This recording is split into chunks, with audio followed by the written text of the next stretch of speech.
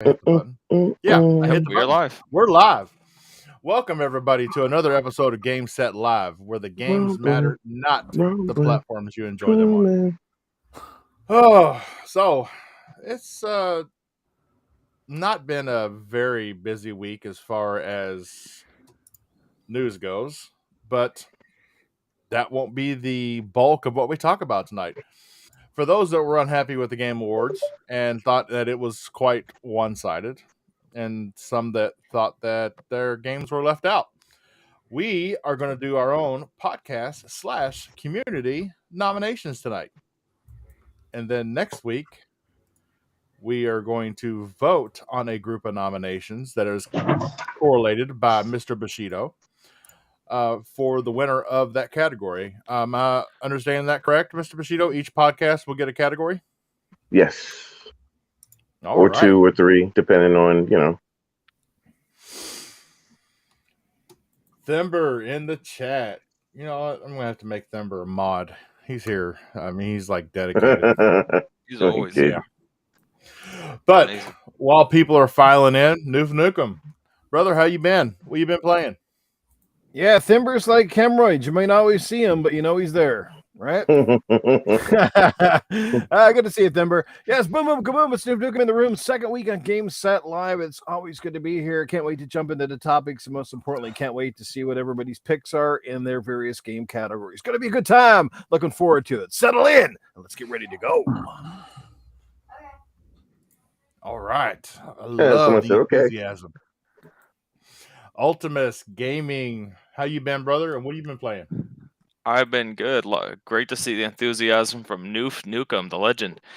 Got back into Mass Effect 1, still running through that. That is the only Mass Effect I've never played. Just getting through it, loving it, and finishing up that playthrough and moving forward. The My first one. man. Come on, you didn't get on that Andromeda tit like everybody else? No. No, That I did game was not. garbage. It wasn't as bad story once was I played through bad, it. but the gameplay was good. Yes, I say that all the time. Might have actually the best gameplay inside the series, but the rest of it is like, man, it's messed up. I It's still almost say wasted. Mass Effect 2 had some great gameplay, but It did. No, it did. But the Andromeda is on another level. It was way too much fun for me to stop playing. I didn't like the story, but at least that part was good. Yeah, it did. I did agree with the gameplay. The animations did not match the voice. No. It was horrible. But other than that, it had great gameplay. And for that I commend it. On to Mr. Bushido. Brother, how you been and what have you been playing? Not too bad. I see mini me's inside the chat. So yeah, I'll just welcome say Infinite Umbra, Mr. Mini Me. I'll just say Umbra. So anyway, I've been playing Octopath Traveler, and that game is killing me because there's a couple bosses that's been taking me a week to beat, and it feels like I'm not even close, man. Not even close. So I've been grinding so I could overpower it, and that and so that's really it. Yeah, I've just been grinding on that game. All right. And returning to give his 2 cents on the nominees tonight, original member Power Man 4K. It's been a while, brother. How you been? What you been playing? Have you been playing anything? Have you had time to play anything? What's going on, guys? Good to be back and checking out the podcast again.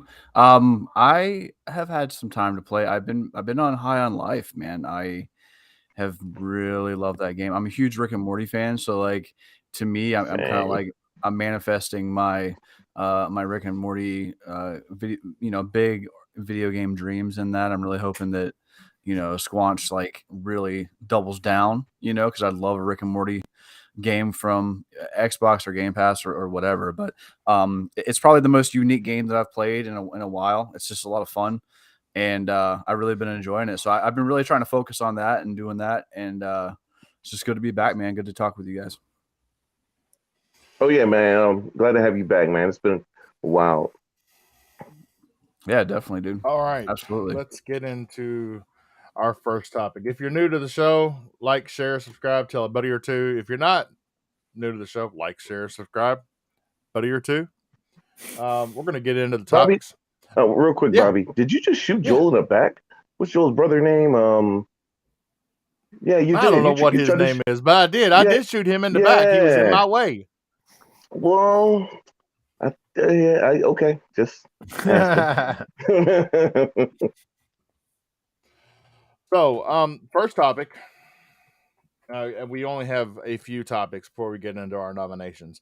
But first topic is actually a topic that I was invited on to the Xbox Infinite podcast last Friday night to talk about, and that has raised a big stink in the gaming community and in the Twitterverse, and that is Liquid Metal MPS5s. And it can be a problem. To be honest with you, if it's not a problem, if the seal doesn't break, as a PC enthusiast as well as an engineer, I know that your liquid metal needs to be, you need to at least take a look at it or change it out every 5 years. So I don't know about you guys, but I don't feel like sending my PlayStation back in 3 years if this problem's been fixed. It's not something you can let go. Because of gravity, it does seep towards the bottom of the APU, and it could raise temperatures on half the chip and could become a liability. Even for the systems that it doesn't destroy by breaking through the seal and destroying the motherboard. It's still an issue, and it still needs to be looked after, and it's not a long-term consumer product. That's why no other manufacturer has ever shipped a consumer product with liquid metal in it, because they know the risk. So now that I've got it on my show, boys, what do you think? Noof Nukem, what do you think about it?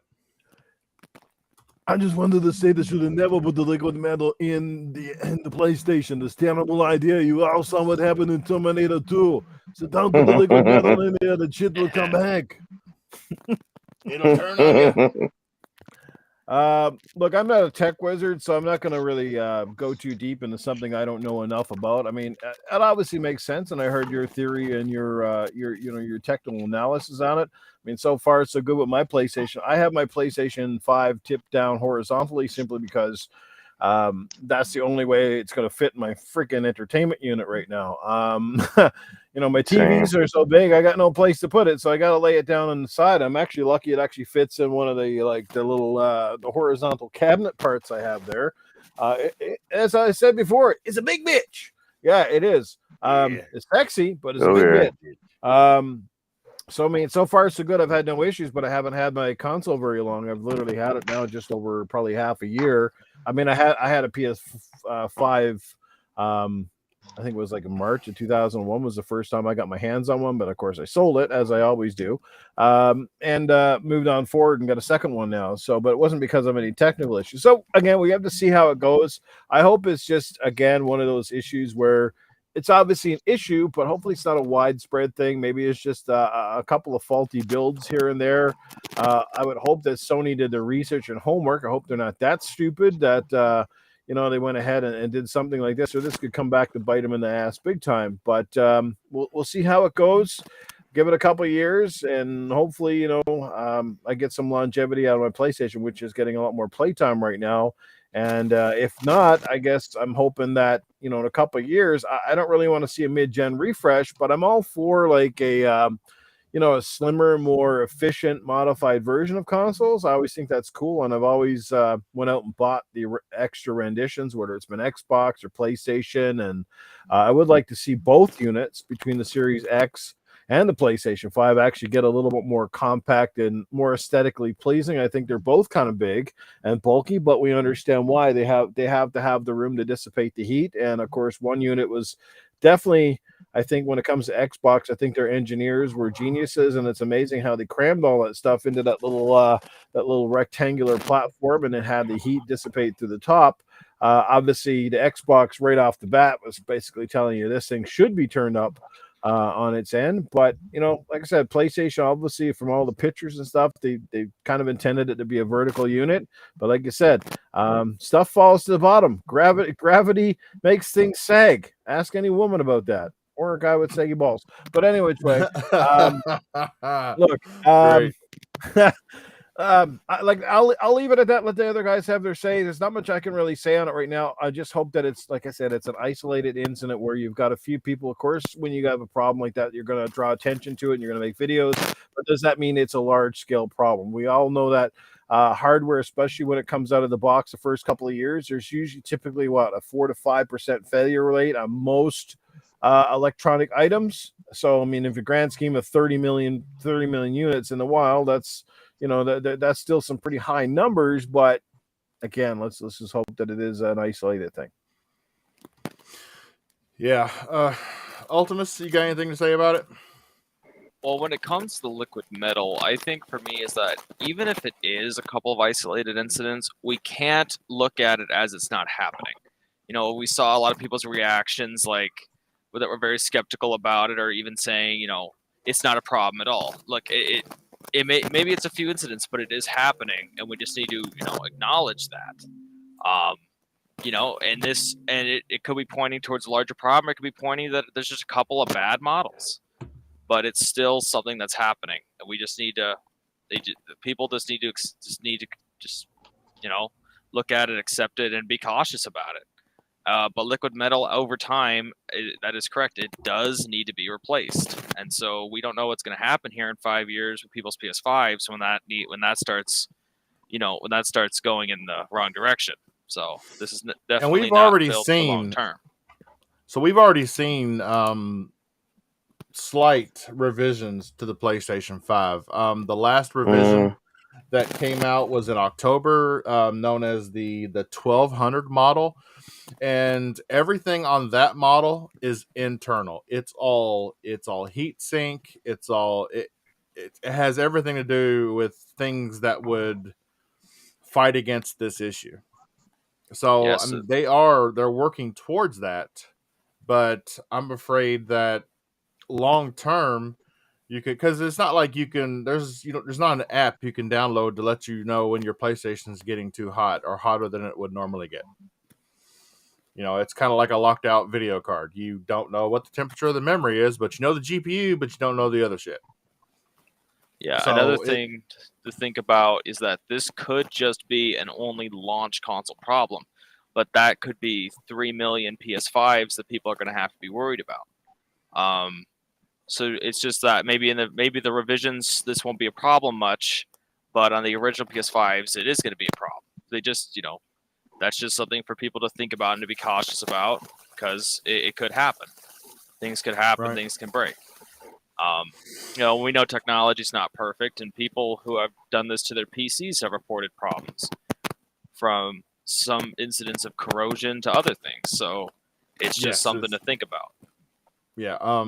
People that do it to their CPUs and their PCs, the enthusiast crowd, what they do is they put this coating that is also used to recover traces that either through burning on a PCB or whatnot, the traces are now exposed and the copper is exposed.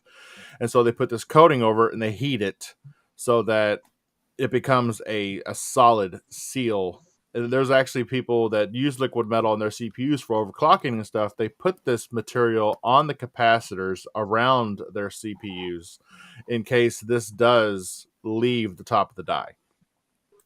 And we haven't seen that on the PS5. They just went with a seal and a fin, which if anybody's seen the video from the guy that does from the repair shop, he took off one of the seals and it looked like it was held on by it was tougher than regular tape, so let's say Gorilla Tape, but it was just taped on there. And we all know what heat does to glue on tape. Yep. Can be an issue. Mr. Bush, what you got? When I saw it, the first thing I said was, "Thank God it's not my primary console I play on." The one thing I don't like about this isn't the fact that that may happen or will happen. It's the fact that I know how PlayStation deals with their customer service. And you would hit them up and say, hey, it's a flaw with this. You know, I figure you're going to be as good as Microsoft was when it came to the 360. I would love to bet the house that it's not going to be the case. I really do believe that when the time comes when they get the majority of people sending those back, if it happens, they're not going to do it for free. They're just not. What I think about is, so why are repair shops finding this? Why are they going to repair shops if they weren't turned away by Sony? Yeah, that's exactly the point too. You know, if they would have handled it themselves and done the right thing, this wouldn't hit the media like that. And now you've got something that's ugly where people have actual pictures of how it looks. And that's the last thing they really like is bad publicity, but they have bad customer service relations. So that's why I'm not surprised. But I don't know what to say about this because I'm not a PC technician or electronic technician. I like to keep up with some forms of technology, but to see this, if this is the case, like you say, Bob, like whose idea was this? And well, I can tell you why it was done. Mm-hmm. From an engineering standpoint, the APU on the PlayStation 5 goes through drastic and rapid temperature changes. Mm-hmm. And so they need, because this processor goes in and out of boost mode like you blink your eyes. And so with that rapid change in temperature, they needed a substrate between the heatsink and the chip to get that change in heat off the chip as quick as possible before it did any damage. And liquid metal has the fastest heat transfer rate of any substrate, but there is a safer alternative that is very close to it. So a little technical term here, liquid metal transfers heat at 73 meters Kelvin. It's a very high number. Keep in mind that your normal thermal paste that you would buy is only 15 to 20 meters Kelvin, and liquid metal does 73. Well, they also make a carbon pad that is reusable and that is cut to the specific size of the die, and that is pressed between the die and the heatsink, and that transfers heat at 62, and it doesn't move. It does conduct electricity, so it does have to be centered on the die, but it doesn't move ever. I've had a Thermal Grizzly Carbonaut pad on my CPU in my rig since I built it last year, and my CPU runs at it never gets over 40 Celsius. My CPU is as cool as a cucumber. You guys think this is a problem that Sony is just kind of hoping doesn't get out of hand? Because we know, and we've seen with Xbox. We all remember the Red Rings of Death, right?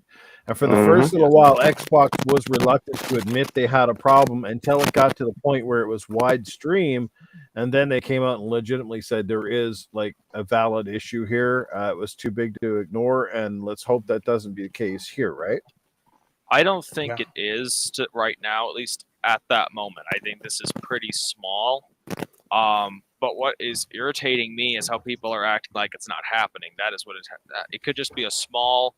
This just could be small contained incidents, but it's happening, and people need to be acknowledging that, not just saying it's fake or just saying, "Oh," or you're just speaking nonsense. No, that's my biggest thing. Yeah. I think personally that this is just a small problem on a certain amount of the consoles, but people acting like it's not happening is what is being pretty irritating.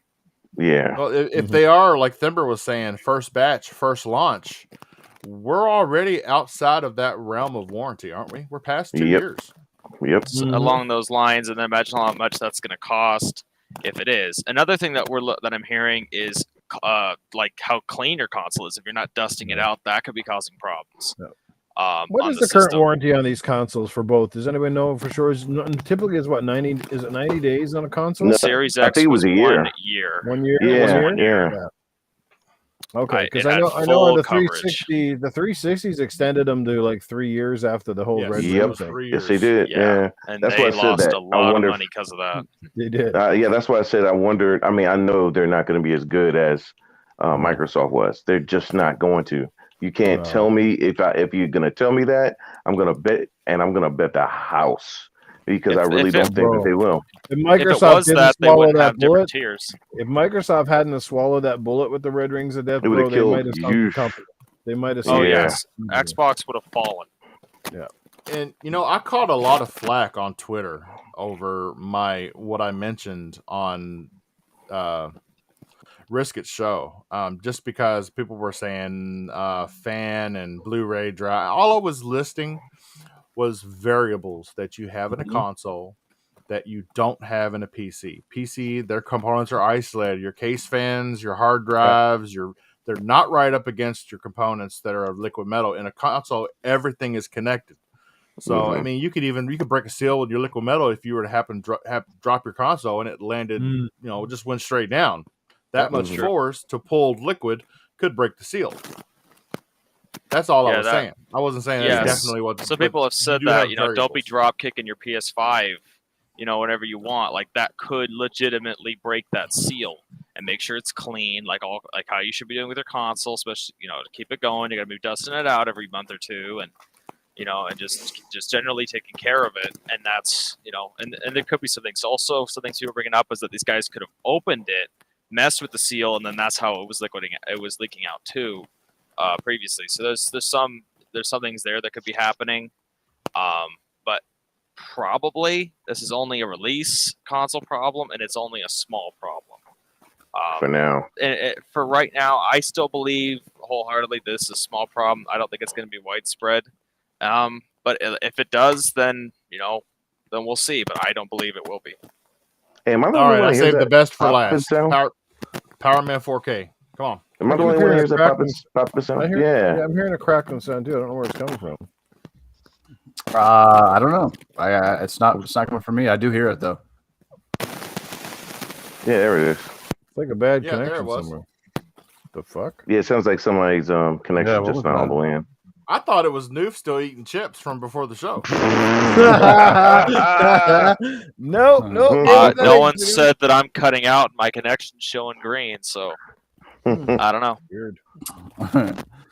But So yeah, Power. so yeah, I got it. So and you kind of like touched on the point that I was going to talk about, but we can all tell that, right, that the APU, the PS5 was designed around the APU, right? Like the size, the shape, the ventilation, the use of liquid metal.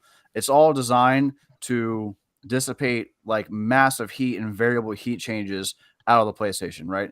So I can promise you, if they didn't have to use liquid metal to dissipate the heat, they probably wouldn't have, right? Because I'm sure they have to weigh the options and be like, okay, well, what's more reliable? What makes more sense? So they went with the liquid metal because, in my opinion, and I don't know this, but it feels like they were like, okay, well, we don't really have a choice, like between the massive copper heat sink and the liquid metal, just to keep this thing under a good heat. And like you said, there's no monitoring software that's available out there. Like, the beautiful thing about a PC is like you can sit there and you can say, okay, well, I'm getting 250 frames on my thing, but I'm, my GPU is at 80 degrees, 86 degrees. So I'm gonna kick it back a little bit, I actually just last week returned my PS5, but not for that reason. I returned it because, they have 3 different models of fans, and they're using 3 different models of fans in all of the systems that they're processing.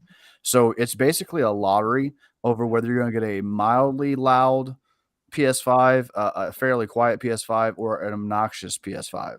And I guess maybe I just got one of those. It was the Ragnarok edition. I actually got it for Christmas, and I was playing it, and it sounded like a UFO. Like it just had this odd, like, pitch whine, not coil whine, but something else, dude. And I couldn't do it. I couldn't take it. Like I was able to hear it like over my headset, and it was driving me crazy. And then like as I was shipping it, all the not all of this, but like the few reports were coming out about the liquid metal.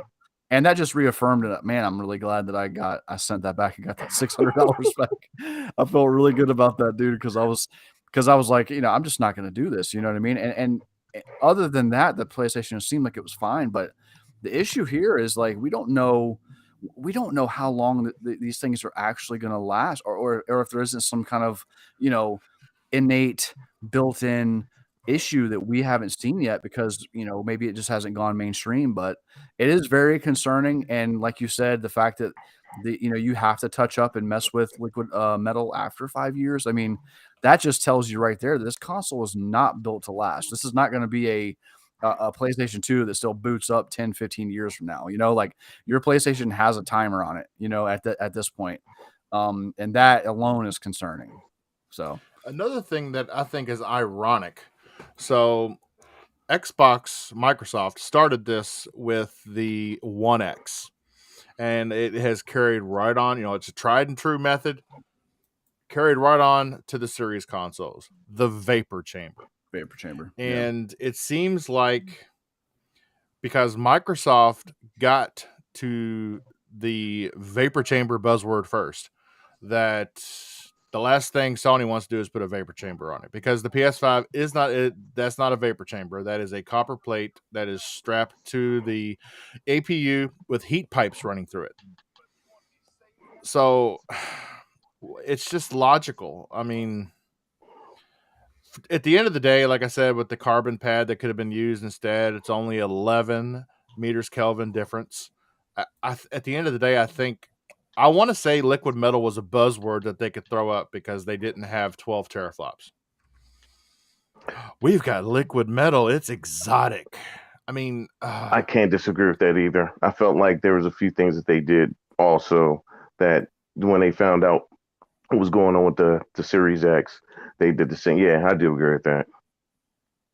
I think Xbox made a really good choice locking it at a fixed variable, a fixed rate instead of a variable rate too. Like variable speed, yeah. You know what I mean? Yeah. Like, it's great that it can boost up to that, but here's the thing, and this is what a lot of people don't realize. So, like, whenever you get a CPU, right, and it'll say 2.8 gigahertz boost up, and it'll say boost up to 3.5 or 4. Right. If you're gaming and you're using over 50-60% of that CPU, it's boosting anyways. So that lower number only really matters when it's not under load, right? So if you jump on and you play Call of Duty Modern Warfare 2 and you're playing a game at what they're trying to achieve, 4K 60, that APU is going to be under load 100% of the time. 100% of the time. So it is at max load with max heat, and that's why they needed the large copper heat sink, and of course the liquid metal. And actually, after I did some of my research, I forgot to say this: the fans that they changed to are actually more aggressive because they needed more heat dissipation. So, like I said, I think that there's a couple of things on an engineering standpoint that like how the Series X sucks in air and disperses it from bottom to top, right? As heat rises, it disperses it better, more efficiently. I think there's a couple of things, and I'm not saying anything about the PlayStation. I think it's a solid console. Probably your vast majority of people aren't going to see these problems, but I think that later on down the line, 2 to 4 years from now, I think we'll start to see more and more issues where I think I genuinely feel pretty confident we won't see these major issues from the Series X because of the differences in engineering, choices that were made. Well, think of it from a real world perspective too. Look at like a motorcycle, right? I've got a sport bike. Yeah, I can run it up to 12,000 RPM, right? But what do you think how it's going to happen to my engine over time if I constantly take the rev limit up there, right? Exactly. See what I'm saying? Yeah, it'll run there, and I'm going to get a ton of torque, but you can't continuously do that. You can't. That's why they always have that set range of RPMs, and then they have those few that kind of go into the red zone. Yeah, well, you can get to the red zone, not a problem, but keep going there, and you're asking for trouble. It is true that overclocked GPUs and CPUs do have a shortened lifespan when they're constantly overclocked. It is true in that it will not last nearly as long if you continue to, overclock it, overuse it, overheat it. A lot of enthusiasts actually accept that as a determining factor. Like they say, okay, I'm going to overclock this GPU, but I only plan to have this GPU for 2-3 years. You know what I mean? Because you're not going to be able to carry a maxed out overclocked GPU for 10 years. It's never going to happen. But go ahead, Bush. Yeah, I think that that was one of the things I remember talking to one of the developers from Ubisoft about. They were saying that, two actually, they were saying that they were concerned about that for the future. But the one thing that I do remember PlayStation saying was it will be up to the developers. So that's one of those things where like we don't know if someone's gonna, one team is gonna want to use that like that or what. But if teams do decide to use that, let's say a lot, we'll find out really fast about this issue. Shout out to MacBound just dropped into the chat. I was in a party with him on Xbox today. Cool dude. Who told you that? Who told you he was? Never mind. Good. Yeah, see, you always got to throw shade, Mr. Bush. I You should throw shade like. Listen. I get it. You're under a bush, so all you've got shade to throw. Okay. I like that. And Mac is all right. I mean, he yeah. Anyway, go ahead, man. You're right. So the last thing I want to say is that I do believe that Xbox was actually approached by AMD and given this boost option with the Ryzen, and Microsoft turned them down. They said, "Nope, we're just going to run at a constant speed, and this is what we're going to do." And actually, one of the developers said that was the opposite. That they had told PlayStation that's not what's recommended, and PlayStation was like, "Nah, this is what we're gonna do." And I was like, "That's if somebody not recommending that, why would you go against it?" I don't understand that. Yeah, I don't know. Well, on to the next topic. If you feel a little anxious about your PS5s and you got room, lay them down until we find out what's going on, until more data comes out. On to the next topic. Dropping in 3 days. In 3 days, The Last of Us show on HBO Max. And one of the reasons why I've got The Last of Us gameplay up is because if you haven't seen the trailer for the show, I encourage you to go watch it. The trailer is fire. I am so looking forward to this show because it does, from all that I've seen, it seems to me that they're definitely not doing what Xbox did with Halo and Paramount. They are allow them to do. Yeah, I ain't like that idea. They are sticking to the lore and the game, and it looks good. A lot of people don't really like. Oh no, they took one thing out I didn't like. They took the spores out. I didn't like that. I was really upset about that because I thought that was another fear factor of dealing with that world.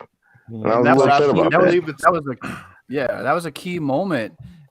And like whenever Ellie first takes that mask off, and and everybody realizes, or Joel realizes that she's immune. She's immune. That was a big part of the story that kind of like sets everything up. I mean, if the spores don't exist, then that whole like dynamic of them being able to go into these areas mask free, right?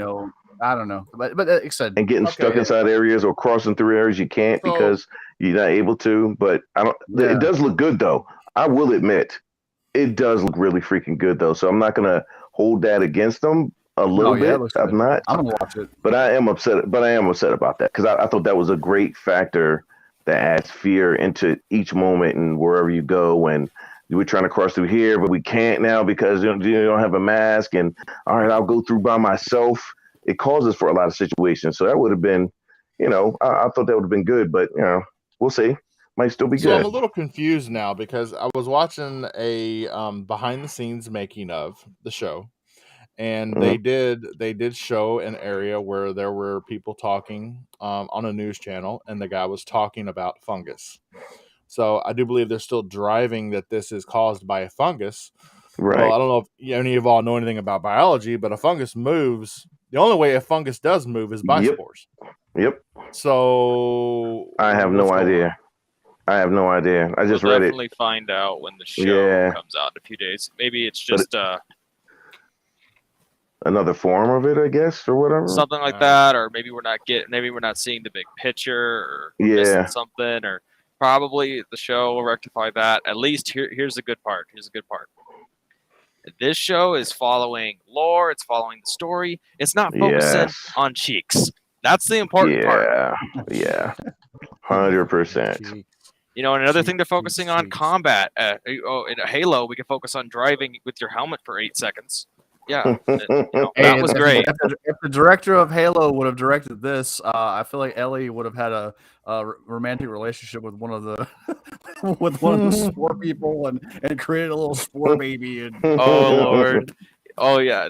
Yeah. That she'd have to dig something out of her neck that was controlling her. I mean, it was just I stay hate deadly that show silent. so much.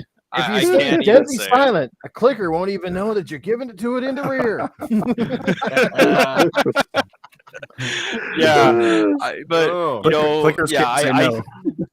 one thing I'll give HBO is that they give the shows the budget and they give them the effort and they focus on story right and they Yeah. don't take away something AMC should look at and take a lot of Yeah, isn't pointers their on. budget on this show almost 3 times higher or something than Game of Thrones already or something? Yeah, so like the first really? season or something, Yeah. it's definitely Yeah. higher. If Cheers. you remember when Game of Thrones first started, its budget was not high. I mean, it was good, Right. but A it lot of wasn't the like show is actually wasn't, filmed like, just south of here in big. Alberta. like Yeah. now with like As House it of the went along, Dragon, it got it's ridiculous. big. But when Game of Yeah. Thrones started, it was not that big. That's up and finished that so nobody goodness. spoil it. Big shout out to we got Assassin, Red Wolf, jumping in the Assassin. chat. Mac Ready. down, Denver. Timmy, keeping it active along with the co-hosts. I love it.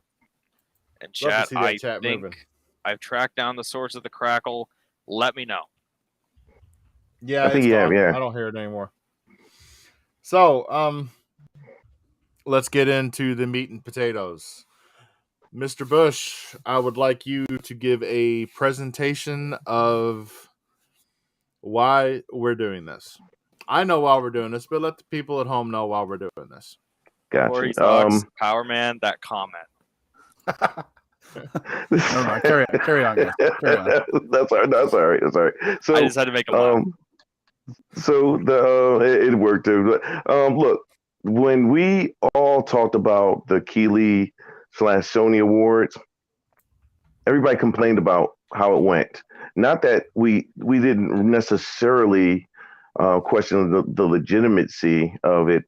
We just kept saying we just don't put that much weight into it because there's so many different variables they put into it to it seems make it that we don't have that much of a vote and everyone else does, and it's not a lot of transparency. But in this situation, I thought to myself that everyone else, like, we listen to each other and we value each other's opinions. And so why don't we just do one? I'll just put it like that. And went around asking a few pods what do they think about it, and they liked it. So I decided to put it together, and here we are. Yeah.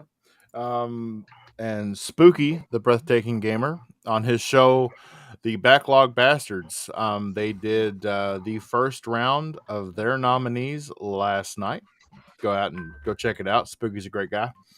And tonight we're doing our nominees. Each panelist will give a nominee and for each category, and then Mr. Bush is going to correlate and take the top 5 mentioned nominees from all the podcasts, and then next week each podcast will get a category to vote on. Each podcast will get a chance to announce the winner for next week. Yeah, I'm sorry. Oh, that sounds pretty Keely. Gotta be honest. That sounds. Who knows what goes on in Mr. Bush's back rooms? That sounds pretty keely.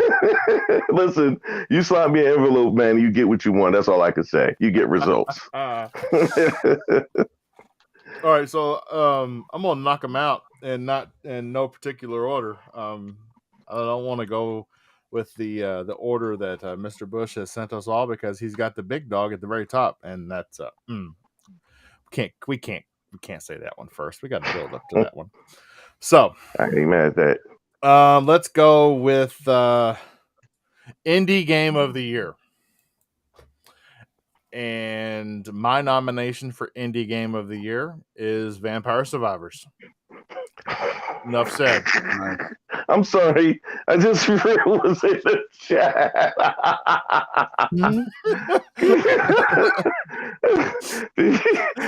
Because it's even extra funny to me, because he had a giveaway once before, and actually even the show did, and I kept saying for both, I was like, if I don't win, I'm saying this is rigged. This is completely rigged. And I said I did it all the time, and now it's playing back time again. Oh man, yeah, but yeah. Okay, I'm sorry. Mr. Noof Nukem, your nominee for Indie Game of the Year. My indie game nominee of the year is Stray. Nice. You want to talk about one?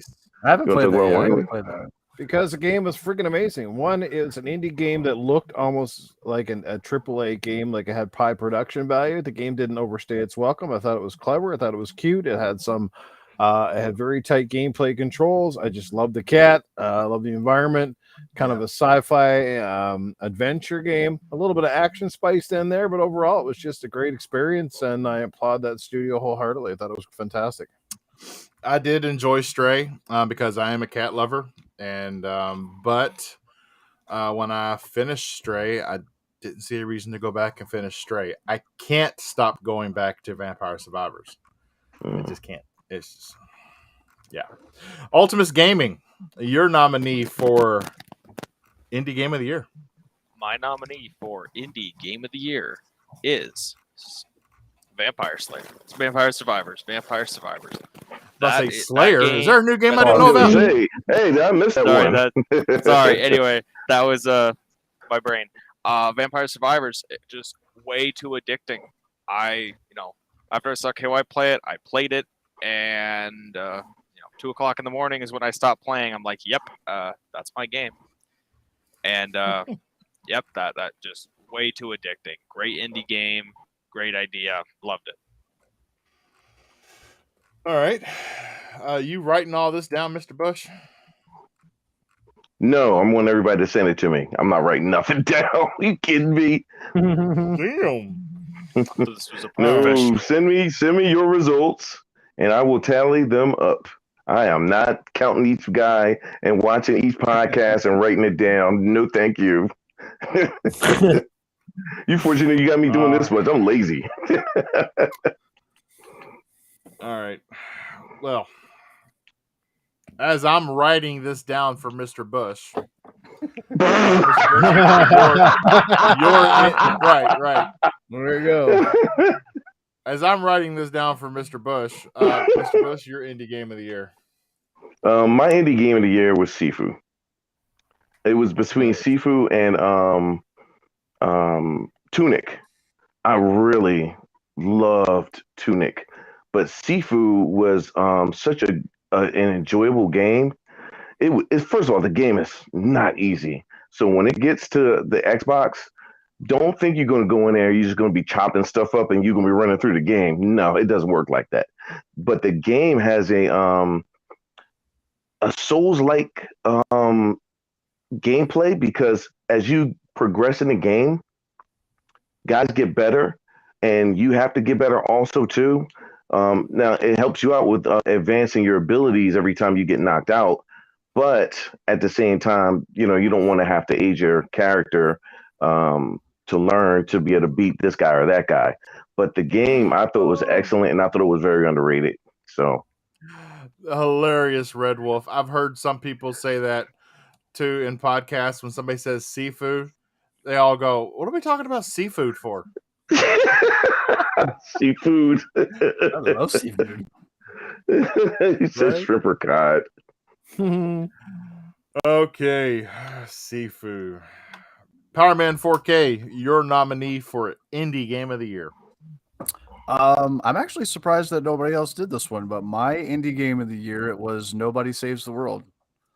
I saw people pick that one. Yeah, I had a lot of fun with that one. All the different forms and abilities that you could use, and then you use it's just weird, man. You could be a little rat and a slug and a mermaid, and you just use your wand. I don't know. It's just really cool, and it had that it was like a dungeon crawler, and I'm a sucker for a good dungeon crawler, and it was just, I don't know. I feel like it had a lot of personality, and I enjoyed it, and I think I played it on Game Pass, but it was a lot of fun.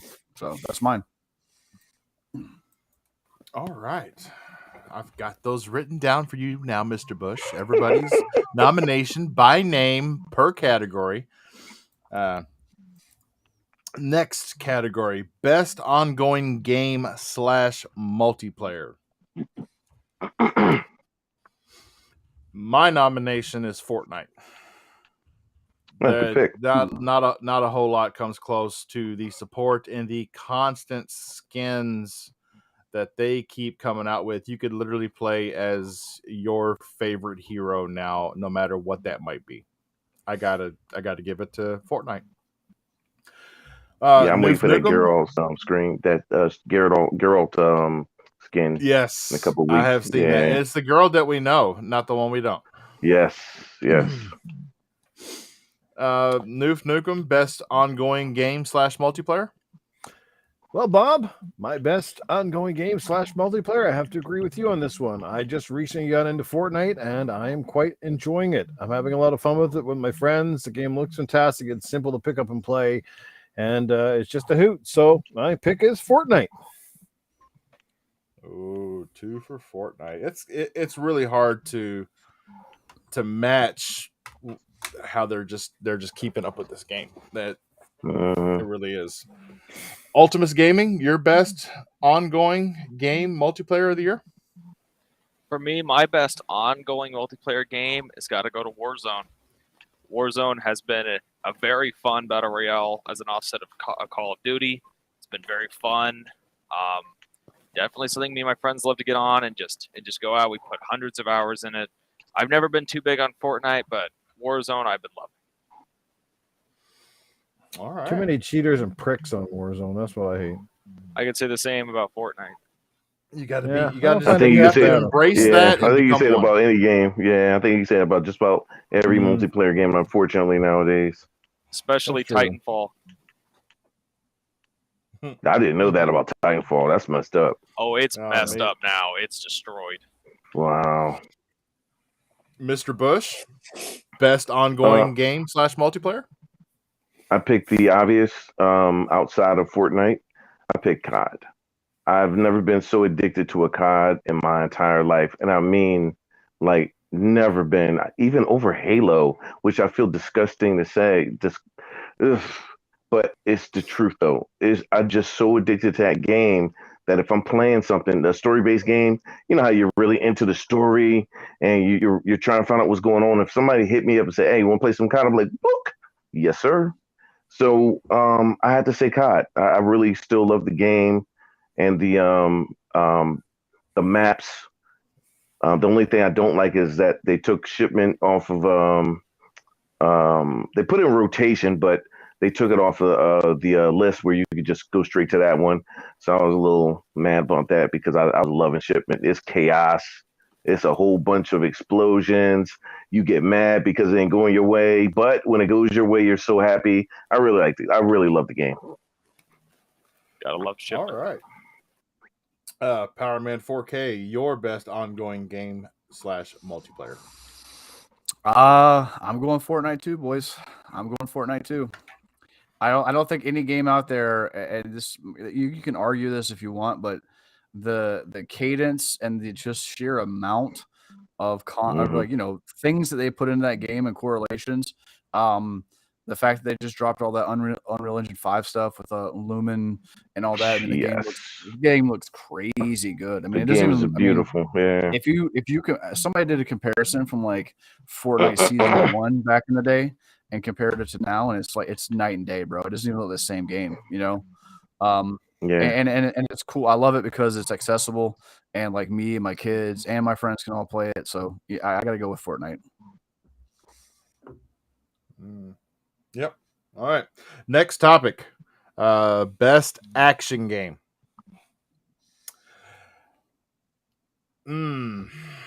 I'm going to give this one to God of War Ragnarok. Okay, you're not gonna say why. Agree. You just got quiet. Yeah, Good no. choice. Well, we were waiting for you to, you know, say why or whatever. Just because it's the epiphany of action. I mean, it is what I consider to be the premier action game this year. Nothing comes close. I mean, we've had some games that came out in 2021 that would really give it a run for its money, but as we all know, 2022 was dry on the release front, and yeah, I mean, the action, the combat, the battles, although it was a rehash of God of War 2018, it was still a great action game, and I give action game of the year to God of War Ragnarok. Great pick. Nice. Yeah, MacBound says that he's in a Sony podcast now. I can hear the echoes of the dislike buttons being smashed right now. Oh gosh, yeah. You know, the games matter here, not the platforms they're enjoyed on. Noof Nukem, best action game of the year. My best action game of the year, it's going to be to the game that has action written all over it. It has stealth, it has sniping, and it's been a staple of the gaming community for well over a decade. And I'm referring to the game that is always fire each and every year, but this year it was particularly good, and it's a favorite of mine and Mr. Bushido's, Call of Duty Modern Warfare 2. Boom. Nice. There it is. Nothing says action more than Call of Duty. It's action from start to finish. It's a short ride, but it's a damn good one. Yes, sir. No boats. Yeah. No boats, no birds, no kids, just guns. Killing me.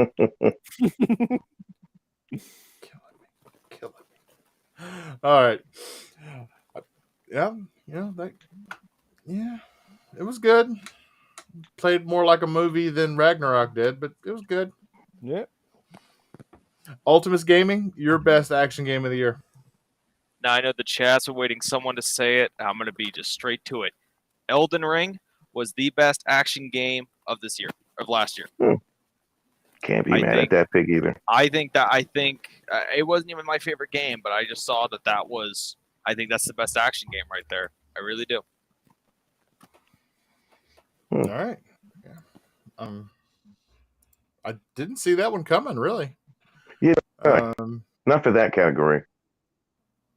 But I mean, Max. It's not a bad pick either. Facts. Mr. Bushido, best action game of the year. I mean, I want this one dripping with action. Not movie screenplays. No, man, it was COD, man. Listen. They added so many things to the game. I have to give kudos to that team that came up with all these different modes. DMZ is addictive as I don't know what. It's just as addictive as Warzone is. Except in this one, you know, you could take a loadout, and if you lose, you lose that gun for I think 24 hours or whatever. You can't use it again. It has bots, and it has players. So, and it has the one guy's like a juggernaut. I forgot what his position is called again. but dude is like a wild card by himself, and he's ultra powerful. I don't know how you get to be him. I haven't even looked that up. I just like playing with the teams or with the squads. But the game is really addictive. And last time me and Noof played it together, we were trying to get to the Expo, and we one at a time we was getting knocked off. And so I kept going back to get Noof because it was just us two left. Noof gets knocked into the water, and I'm like, "No, I'm coming back for you." Noof was like, "No, into the chopper." So I was all right. So I ran off. Ran off.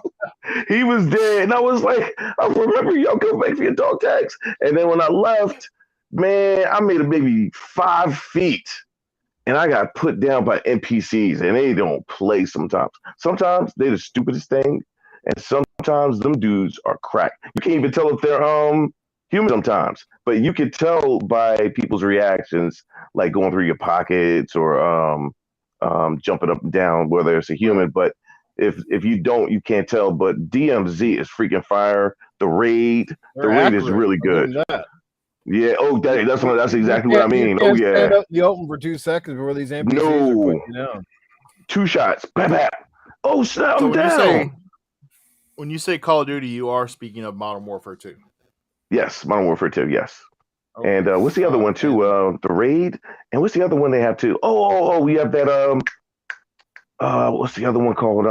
Invasion. Extraction. Invasion. No, Invasion. Invasion. Right. Yeah. It's so many modes on there. There's a couple I haven't even played yet. Yeah. And so I got to give it up to Kai, Modern Warfare 2.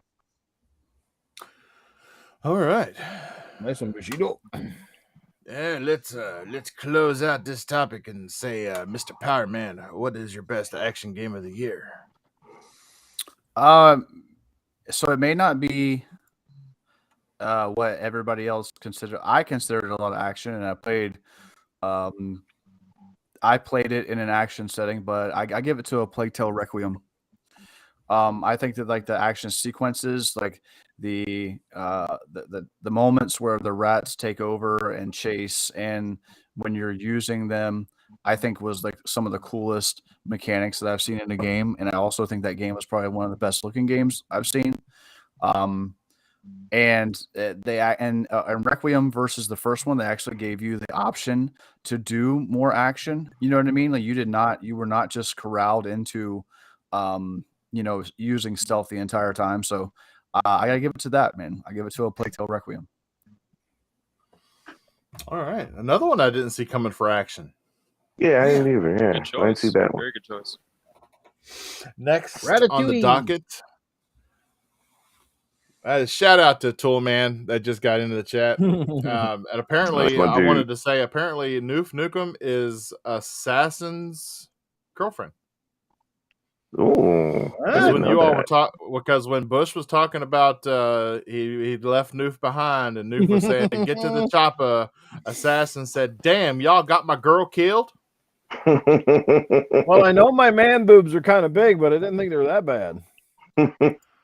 You sure you wasn't play? You might have been talking about your gameplay. We played with Sanctus.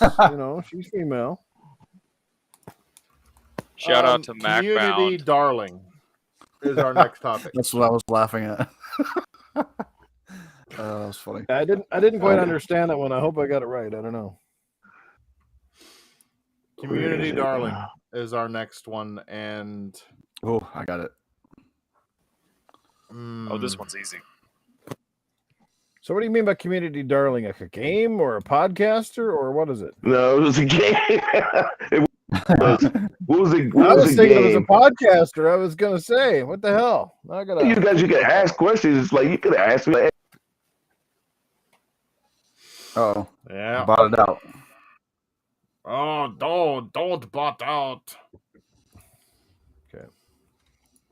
Community Darling. But yeah, I think of Community Darling. I think of like a game that, like, I guess is kind of like universally, everybody just likes it but didn't expect to like it. Is that like a good description? I don't know. I mean, that's I what would think just the game that was just like everybody ended up loving, and it was just really like like across the community loved, and that answer is very easy for me. If it's that. Oh goodness. Community Darling. I gotta Are we think talking about about this like one for a our second. community? Yeah, like this one's. I would think across the gaming community, to be honest. Like what was Just the like biggest just like the beloved gaming game? community in general. Yeah, I would think that. Now, he's not here right now to confirm it, but that's what I would think. Is that like what across the community did everyone love and talk about? But let's just get through the technical difficulties and get back to it. We lost Mr. Bob. Bush's internet message just went out. His signal went down to nothing, and then he was gone. Damn FTC. Dun, dun, He got lost in the war zone. He didn't get to the chopper. While we he wait missed the through these chopper. technical difficulties, please listen to Noof Nukem talk a bunch of different kinds of voices while we wait. Don't make me come out there and get after your asses, bunch of cog asses. Yeah, see about Sam here, baby. Let's go. Wow, I had a connection issue and didn't even know that. It got quiet, and I was like, did I say something wrong? What was the last thing I said?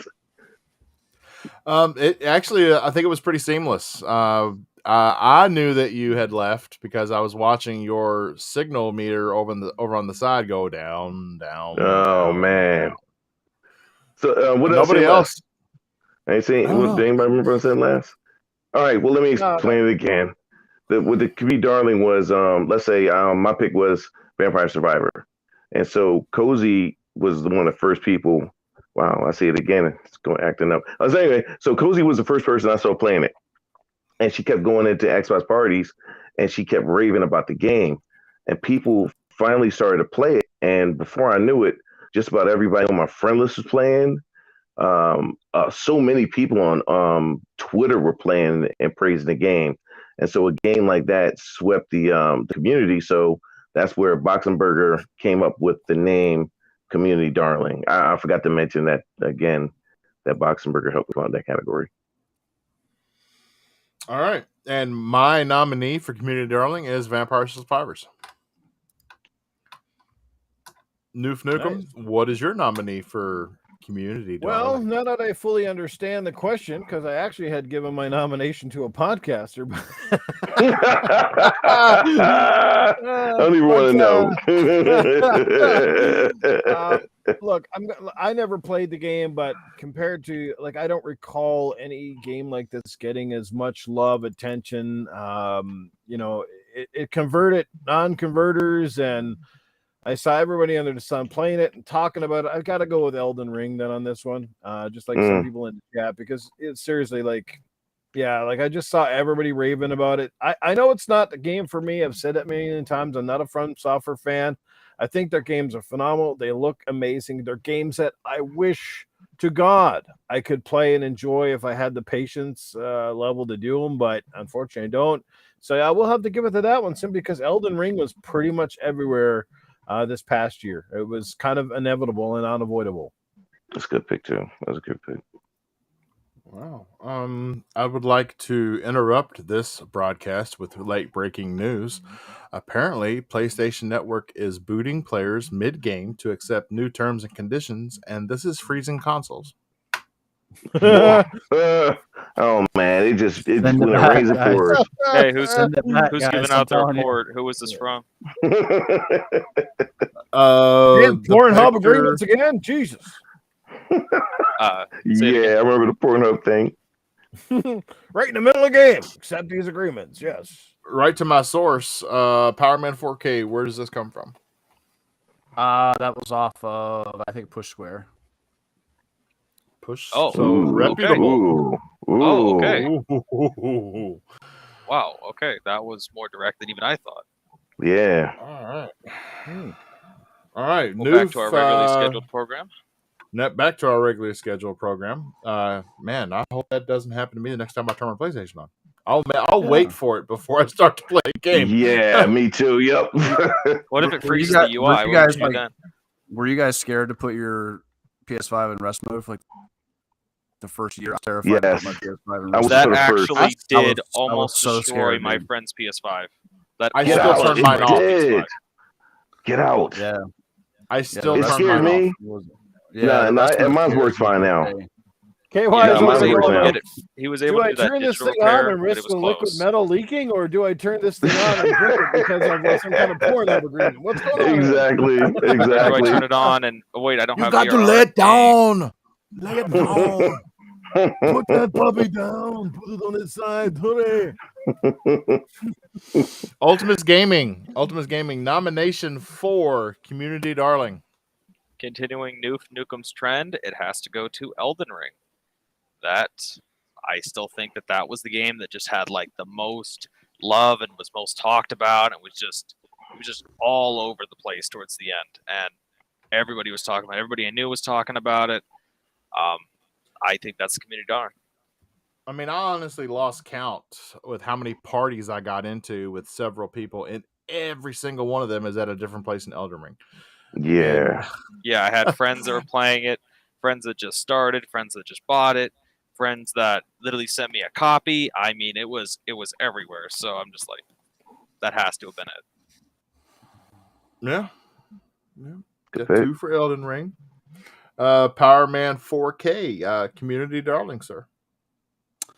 I think that the great thing about the term community darling is it could be subjective, right? So for me, there was a game that had come out that I was really looking forward to because it hit my nostalgia bug. And growing up as a kid, I loved this game. So I got to give it to Ninja Turtles Shredder's Revenge, bro. I think that game was so good. And at one point I had 6 people in my party that were all playing it together. So for me, that's my community darling, because it got people together. So you know what I'm finding out doing this, Mr. Bush? I'm being reminded of a lot of games that I had forgotten about. Yep. So listen, Yeah. I said that the other night too. I said, listen, when I was going through the list, when there were certain games that I picked, and they were going over the games on Spookies, and I was like, "Oh, how did I forget that game?" I ain't say anything, but I was like, "I can't believe I forgot this game." So yeah, it happened to me too. All right. So, Mr. Bush, thanks to network connectivity issues, now you're at the bottom of the panel. So you're last now. What was your community darling?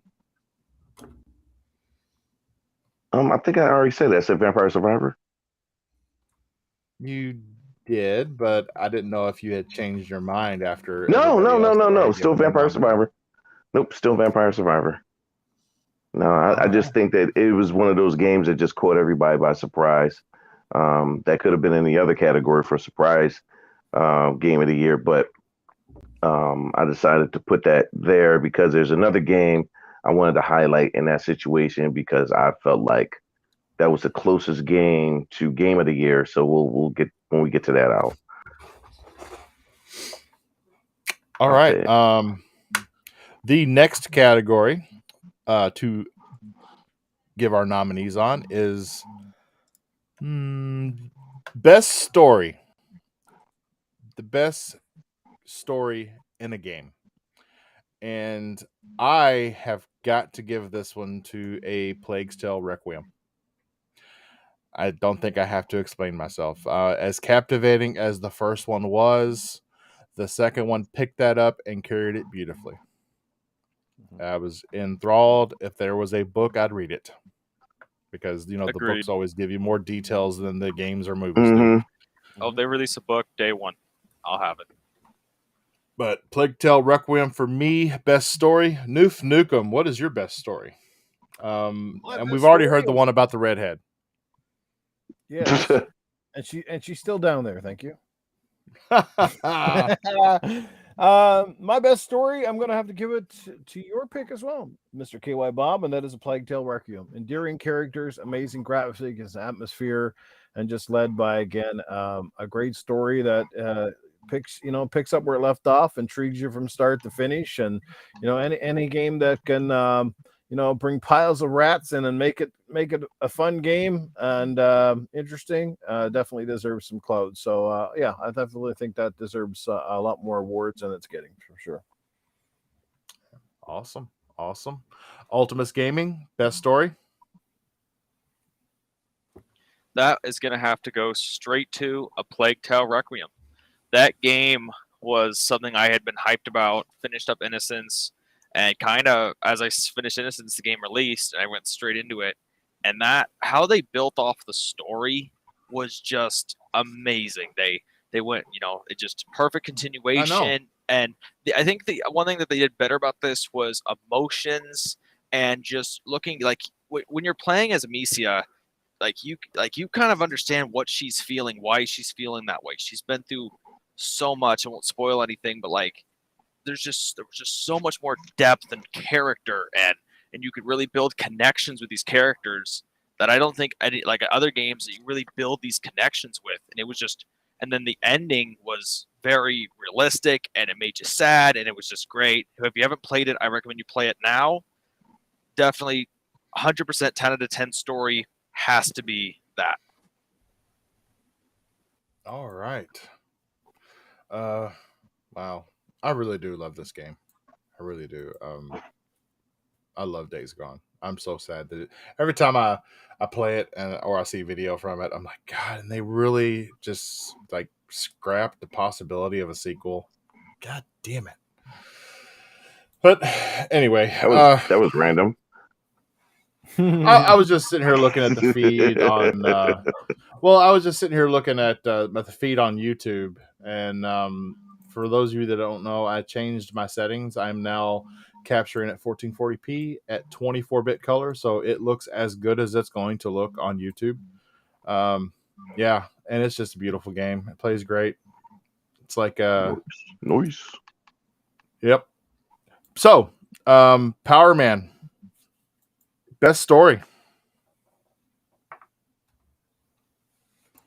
Best story for me is God of War Ragnarok. I think that game had an awesome story. I think that was one of the strong points of the game, more so than anything else. I mean, a lot of people compared it to 2018, but I think I like the story. I thought it was good. I thought there was a lot of depth. There was a lot of things that are going on in that game, especially towards the end, that really set up the duology that they were trying to send off with Kratos, and it was a good way to, I guess end the Norse story. So I gotta give it to God of War, man. Awesome. Mr. Bush, best story. Man, I remember the first time I met Ultimus, and same thing with Power Man, but I'm going to go with Ultimus with this one because of his pick. I remember from talking to him, I was like, man, he's a really nice guy. And we got the same taste in games. And yeah, I have to go to Plague Tale Requiem. That story, he described it to a T how I felt. It was emotional. It was so emotional and so well written that when the game was over, I couldn't wait to find somebody to talk about that game with. And I just was like, I was ahead of a bunch of people. I just kept asking daily, like, "Hey man, you finished that game yet? You finished the game?" Nah, I put it to the side. I was like, "No, look, go finish the game. I need to talk to somebody about that ending." The ending was phenomenal. The writing was really freaking good. The gameplay got so much better. But the end was really emotional because you didn't necessarily see that happening in this one. I had thought about that happening, but I didn't think it would happen till the next game. And then when it happened already, I was blown away. And the last level to get to the end of the game was fantastic. One of the best games I've ever played. I really have to say that. I remember when the ending hits and it was and you have to do the final thing and it goes to the credits. I was like silent. Like I was just staring at the screen. I didn't say a word. I just stared at the screen for 20 minutes, just like I would say shock. Like this was like this is the only series that has done that to me. The only series that has been at the point where something happens and I am just shocked and emotional. I had my hand up to my mouth. I had my Yeah, hand right I to my was- mouth the I whole mean, time, mouth so agape. when at Geoff Keighley's Game Awards and it didn't get anything, especially for story, I was heated. I was extremely just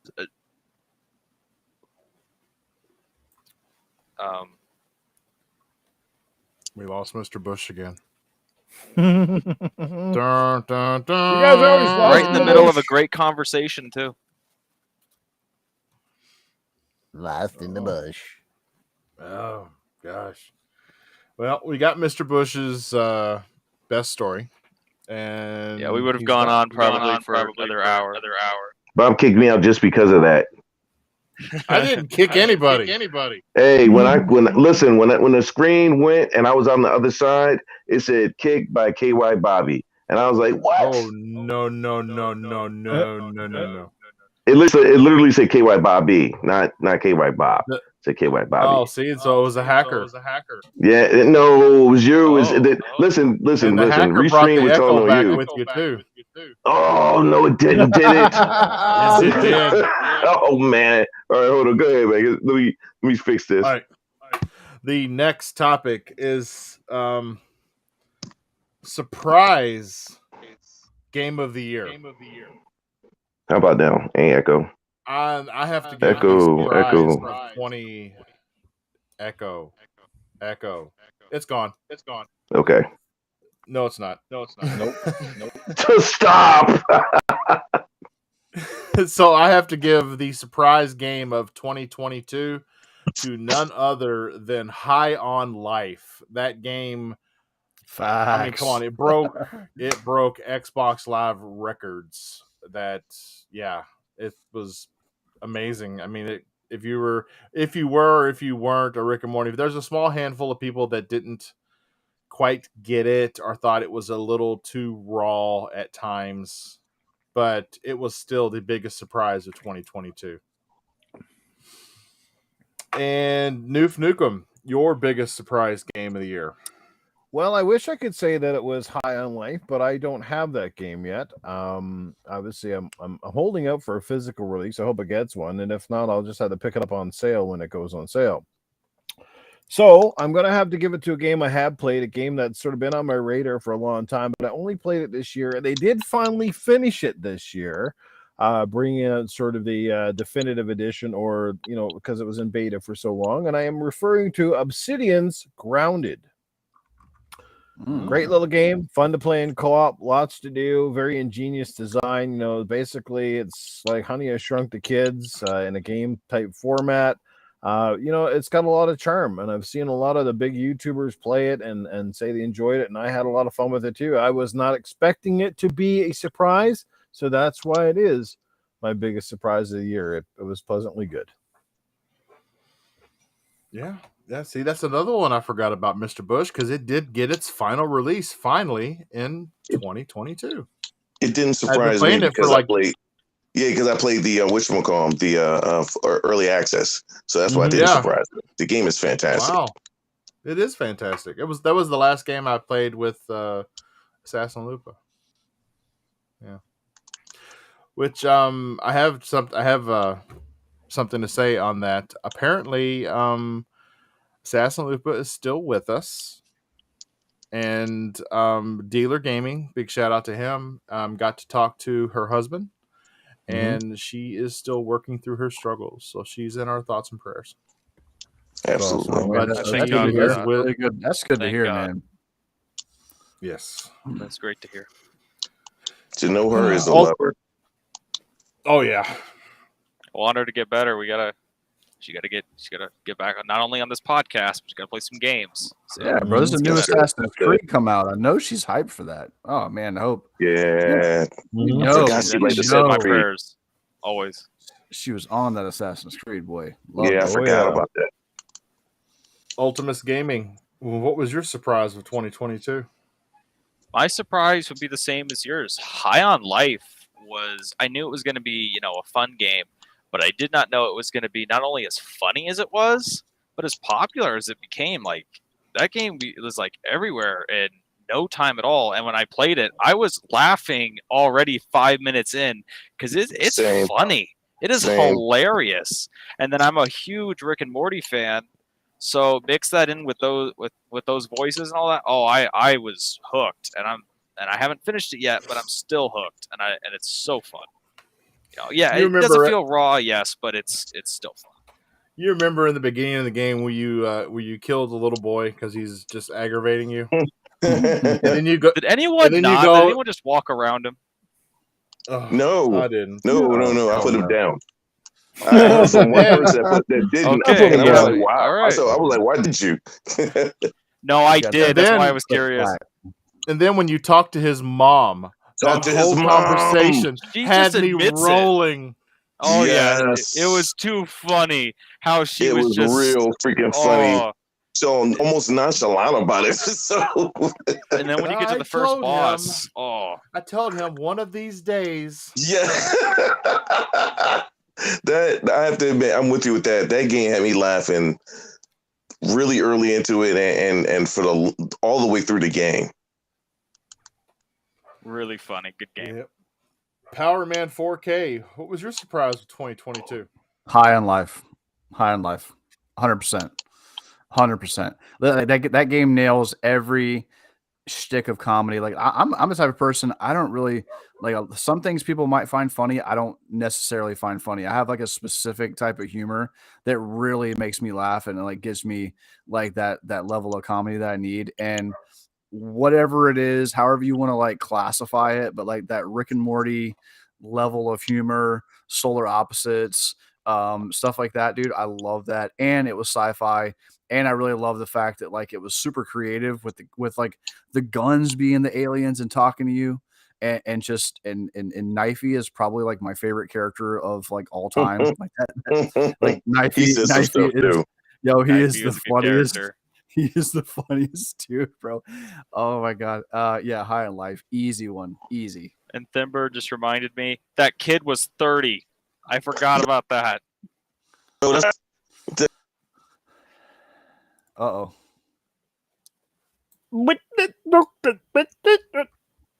Take me to your leader. He just reminded me of the beginning of that. What was that one song? Give it to me, baby. The Offspring, yeah. Oh man. Well, everybody's flying for a white guy.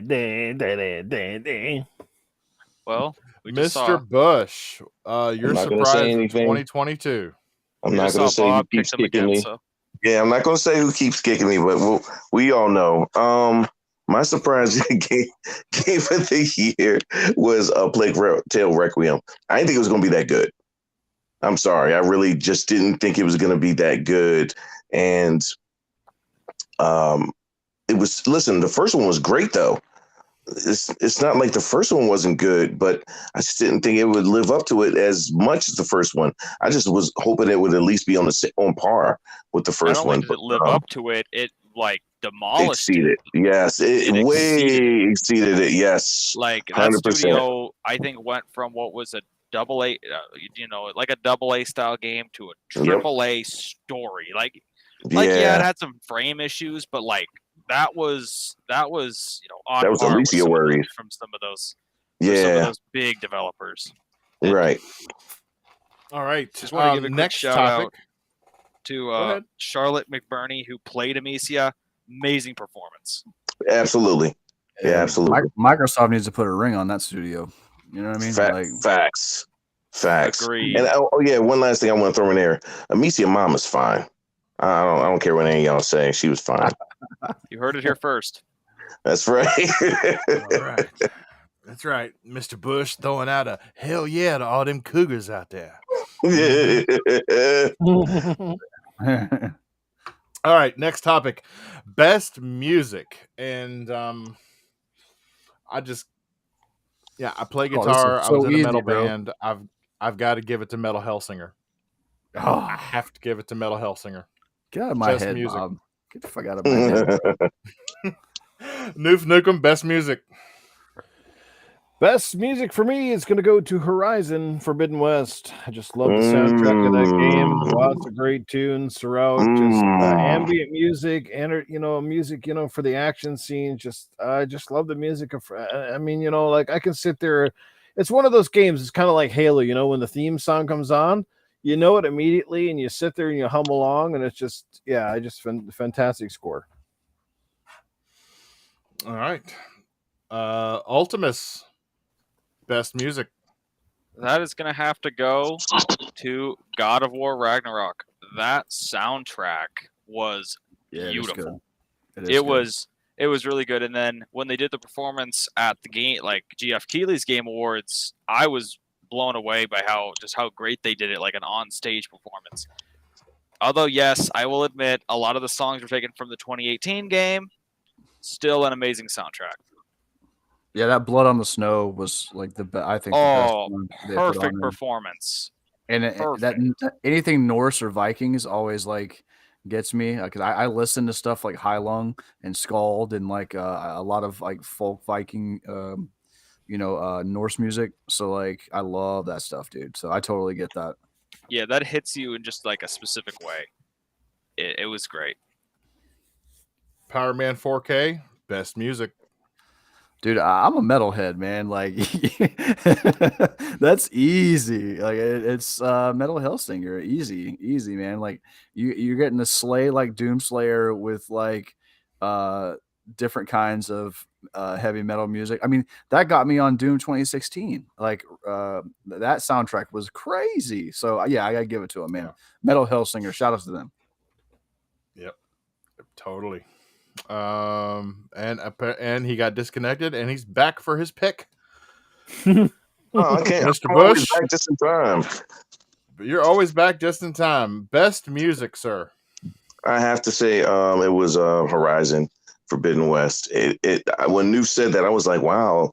I'm glad to see I'm not the only one who thought that. The sound was the music I thought was really good. I thought it set a really good pace for the game, even on the emotional side. I might have some qualms about the game, it being a little bloated, but the music was not one of them. So I picked Horizon Forbidden West. Little bloaty, little buggy, Yeah, yep. All of that. 100%. Yep. Next category, best audio. Now, can be different from music because music is music. And music is for peoples. Peoples is peoples. A little Muppet reference there for you guys. But audio is that crisp footprint, the sound of that, the bolt on that rifle, the explosions, the capturing sound effects that really bring a game to life. And I have got to give my best audio to Call of Duty Modern Warfare 2. No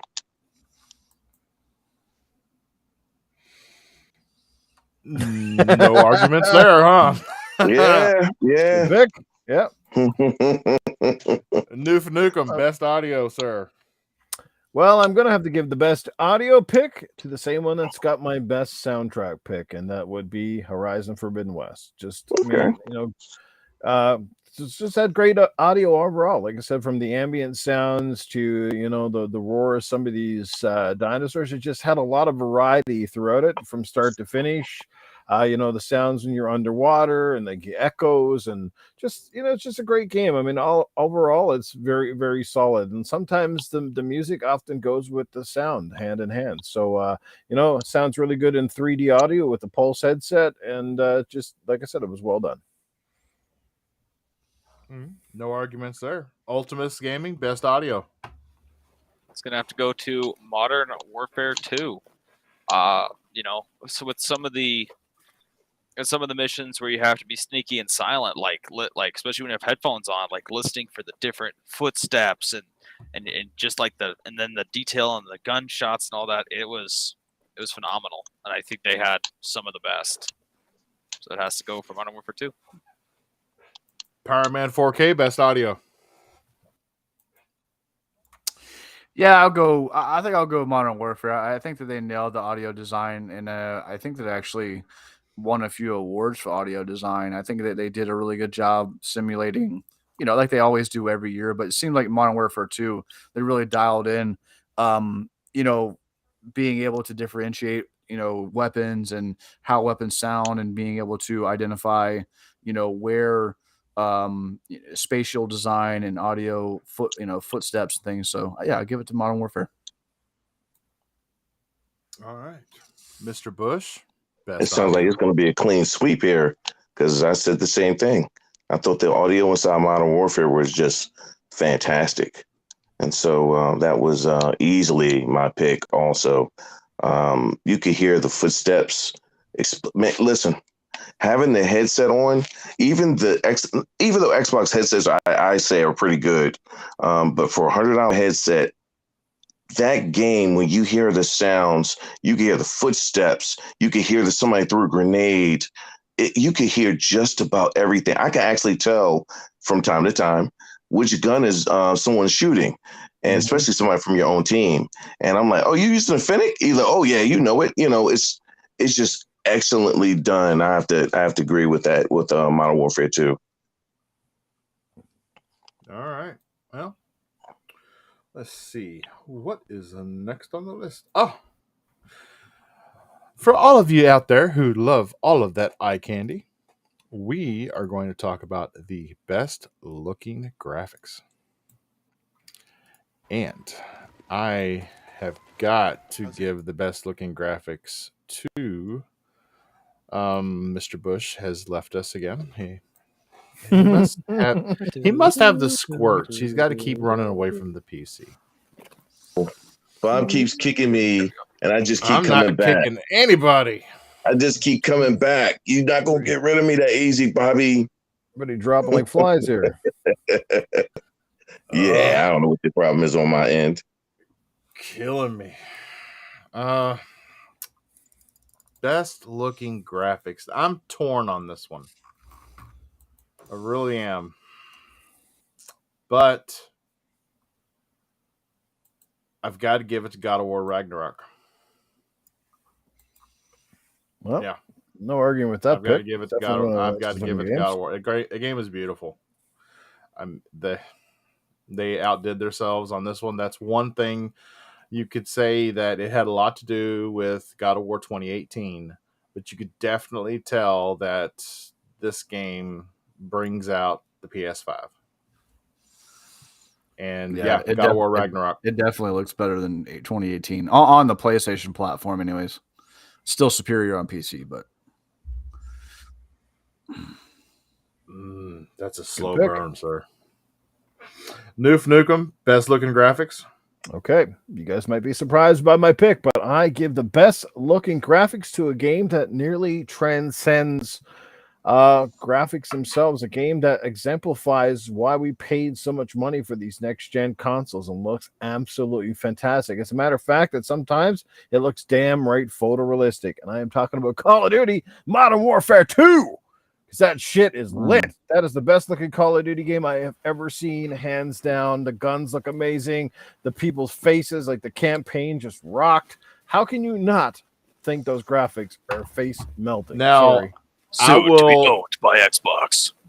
I will agree with you there if we're only talking about the Amsterdam section. That section with the brick and the water and the buildings and everything. I mean, if I had a VR headset on, I'd have felt like I was there. Right from that first part when you get in the desert and you're going through the cliffs. I mean, that shit looked amazing. It literally looked like you're really inside of the cliffs in the freaking desert. I mean, the multiplayer side always takes a bit of a kickback, but like their campaigns are just absolutely nuts. Yeah. No argument there. It did look good, but I thought Ragnarok looked better. Ultimus Gaming, best looking graphics. Now, this one was hard because we had a lot of great-looking games last year. A lot of them, but I think after I looked at all of them and really thought about it, I'm going to have to give it to A Plague Tale Requiem.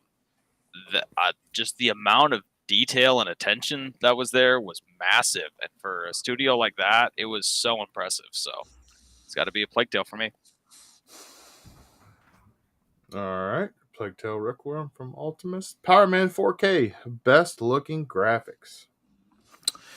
Well, it's gonna sound weird, but right before I sent that dog shit console back to Sony, Horizon Forbidden West did have the best graphics I've seen in 2022. I just couldn't stand the damn thing running on my PlayStation, but I do think Forbidden West is doing some crazy things. I think that I think the graphics is probably one of the highlights, right? It reminded me of when I first saw Hive Busters on Gears 5. Because I was super blown away by Hive Busters when I first played it. It really shocked me, like seeing the Gears, because you never see like the jungle in Gears, you never see like vegetation. So getting to see that, I thought was like super cool, and for some reason was gorgeous. Yeah, for some reason it reminded me of that, and it makes me excited to see what they're gonna do with Unreal Engine in the next few years too. That's something I should do for those of you that haven't in the audience or on the panel that haven't seen the Matrix demo done on Unreal 5. Oh boy, yeah. I should capture some of that because that is completely it's generated on the fly. I mean, it's insane when you literally they change. They're actually using what is it called? It's not FSR. It's NVIDIA's DLSS. Fidelity FX. DLSS. You talking about? Yes, yes. Thank you, Power. DLSS. As you're far away from the person on the street, and as you're walking closer to them, you can see the resolution in their face just come to life. And by the time you get to them, it's like a real person. It really does. Unreal Engine 5 shines in that demo. I got to capture some of that so everybody else can see what I'm talking about. Mr. Bush, best looking graphics.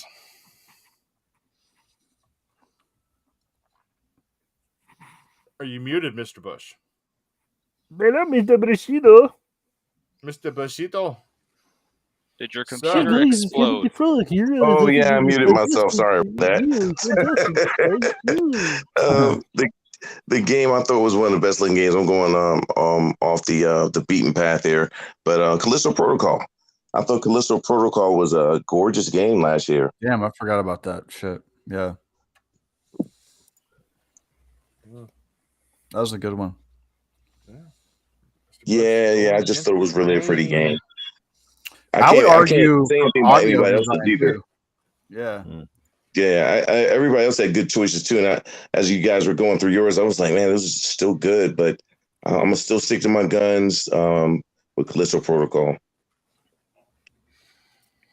Next topic. Good choice. Only got 2 categories left. Yeah. I'm just going to add that, when it comes to graphics nowadays, and I think this is, where we're at, is it's kind of subjective in a lot of ways because everybody's picks were phenomenal, but for different reasons, right? All amazing games in a row, right? So sometimes it comes down to even just like, I don't know, like a lot of games, just in general, like a lot of games now are reaching the plateau where they all look good. So it's not like back in the day or even on the 360 where where the certain graphical powerhouses really stood above and beyond everything else, especially, your first parties. But even now, like a lot of the third parties, if you look at someone like a Sobo and what they've been able to do, but a Plague's Tale Requiem, and they don't have the same big teams and they don't have the same budgets, but they're masterminds. I mean, even look at the graphics that they did with Flight Simulator on the Xbox. It's just absolutely like unbelievable. So I think a lot of that is subjective. And even if you look at some of Nintendo's games, like they're not meant behind the polygon count, but they keep stretching the envelope of sort of creativity and what you can do. So again, it kind of all comes down to how you look at a certain game or what you're looking for that makes, graphics to you. Like one thing for Sony that I still think their studios do above and beyond the other studios is their motion capture level and their detail, like in facial animations and textures, which are like, sometimes they're like near movie quality, where other studios, their games look great up until you get right close. And then all of a sudden you start to see like their character level of detail is just not on the same level as Naughty Dog or Insomniac and some of those teams. You know what I mean? Yeah, PlayStation's mocap is crazy. You could tell that they're movie. It's funny because they make awful movies, but they still got great movie technology. Yeah. Hey, they made Smurfs. They at least make some good movies. I mean, Horizon Forbidden So, West, like Horizon Forbidden West, I think still has. I think they have the best faces and yeah, graphics of all the that games, mocap like, was even gorgeous. beyond God of War. Like their facial stuff in those games, with whatever Gorilla is doing, is friggin' nuts. Yeah. I agree. It looked really good. All right. Anyway, Next category, most underrated game. For a while there, Mr. Bush, in our podcast Game Awards chat group, was mentioning this topic twice. So, yeah, that was. I thought that was something we was gonna keep between us, Bob. But okay. All right. Well, no, I mean, I actually went as far as to have two different it's ones. Okay. No, it's okay. No, it's, I mean, I didn't mind just seeing anything in the chat and embarrassing me in front of the other podcasts, but to do it in front of our podcast and our chat, I mean, what's it? It'll be okay. It'll be Close okay. room discussion there, boys. Oh, Lord. So my most underrated game of 2022 was none other than Scorn. Ooh, okay. That game, it was Wasted wasted pick. I didn't say that. Who said that? All right. I'm picking Scorn just because, I mean, yes, I don't believe Scorn would have won any other awards, but it deserved a little bit of hype, and yet it got zero.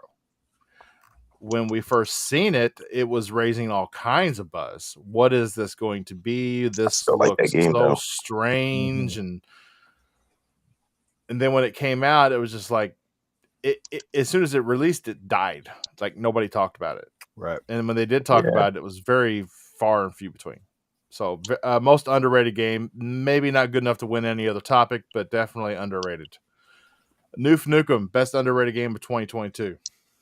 Well, I would have picked Scorn as my most disappointing game of 2022. I had a lot higher hopes for that, and it turned out to be. And like, I quickly did a couple levels and said, "Yeah, enough of this crap. This whole wandering around doing puzzles and the absolute messy ass combat mechanics, trying to shoot everything with that damn dildo gun or whatever the hell you had." I was like, "Yeah, enough of this crap."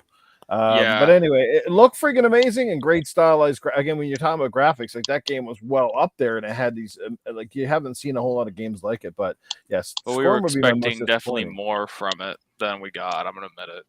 Yeah, make it a little more action oriented, and again, improve the control, and they could have had an entirely different game. But just kind of wandering around with no HUD, no nothing, no friggin' anything, just you're going around poking everything is basically saying to poke something and hope that it works, right? And it was like, what the hell? There's some really nutty puzzles. But anyway, off topic here. Yeah, they kind of looked like it was more combat oriented than it was. But yeah, that fucking acorn puzzle where you had to move all the orbs, Jesus. Oh. But anyway, my most underrated game of the year in some ways might have not been, depends on your point of view, but I would say Sonic Frontiers. Because Sonic Frontiers still didn't really get massively great ratings. Like, it's one of the better Sonic games in a while, but I still think it's underrated because honestly, it's a really damn good game. And it falls short in a few areas, but I think Sega's onto something here. I think they've laid a great foundation, and I think they've already implied that they're going ahead with the Sonic Frontiers 2. Like, it's obviously done well sales wise, and it benefits from it did pretty good sales wise.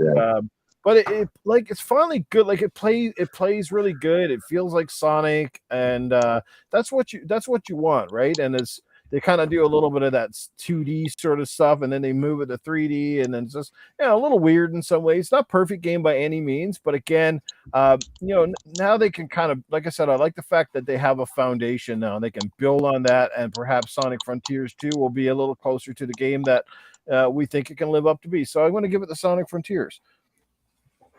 All right. Shout out to Doom Cutie in the chat. Thanks for stopping by, sweetheart. Always glad to have you here. Palpatine for showing up. Bushido, your twin Bushido has been very active in the chat tonight. Oh shoot, son! He said got a raise. Mr. Bush, did you just mute yourself? Nope. I thought that was what was going to happen. I really did. I sensed it. All right. Ultimus Gaming, most underrated game. Oh, I kind of don't want to talk about it till it gets back. Because he might, I think he might agree. So let's wait the second. Okay, he's back. All right, there, I'm Mr. Machida. All right, back to it. So for me, oh, okay, good, bro. Yeah, for me, underrated game had to have been because it had so much, it was so great, and it won nothing. Had to have been A Plague Tale Requiem. That game was just, I thought was just so great, and it won nothing, had no attention, and no one talked about it. That wouldn't quite be underrated as disrespected. If we had that category, then I would switch it to that. I think it was very disrespectful. Right. It was nominated though. They did nominate it. It got a nomination, but I still think that some things that other games from bigger publishers, not going to name them, were spotlighted. It's like it's kind of like it's standing right next to it, but then the spotlight and all the cameras are on that one thing, and the other one has nothing.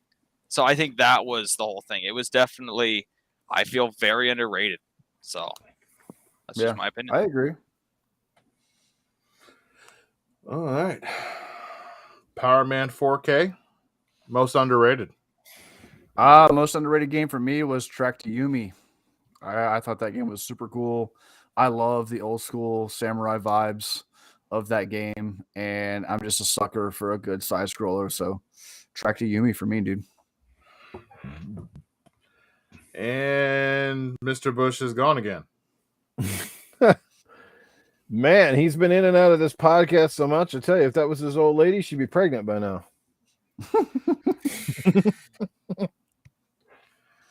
Hey, Toolman agrees. Toolman agrees with me. Okay, I feel good.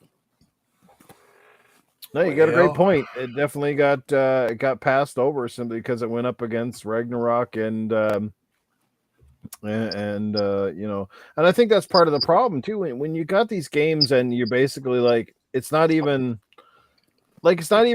even come down to, oh my God, like there's no suspense around Game of the Year because as soon as they come out, you already know. You know what I mean? It's like, well, okay, as soon as God of War dropped, everybody was just pretty much like, well, it's going to be those two. And it kind of made it sucky for all the rest of the nominees because they're all very amazing games, but you knew right off the bat, it was like, this is a no contest. It's going to come down to God of War or Elden Ring, and that's it.